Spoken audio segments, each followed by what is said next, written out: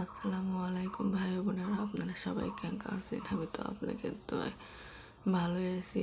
2 দিন হলে আমার মন টন অনেক খারাপ, কারণ আপনারা আমার এক ভিডিও দেখতেই পাচ্ছেন। আপনাদের ভাইয়া যে ভিডিও কখন ছাড়ছে আমি বলতেই পারি না। পরে দেখি যে ওই ভিডিও আসলে আমার বাবা অনেক অল্প বয়সে মারা গেছে। এই জন্য আমার খুব কষ্ট লাগে, বাবার স্নেহ ভালোবাসা পাইনি, তো এই জন্য মাঝে মধ্যে আমার এত খারাপ লাগে, যাক বলার শেষ নেই। এখন এত কষ্টের সময় পার করতেছি। অবশ্যই যদি আমার বাবা থাকতো, আমার এই কষ্টের সময় আমার পাশে থাকতো, বাবার স্নেহ ভালোবাসা যে কতটুকু দরকার এখন বুঝতে পারি। কিন্তু ওই সময় আমার বাবা রোড অ্যাক্সিডেন্টে মারা না যাইতো, এখন হয়তো বেঁচে থাকতো।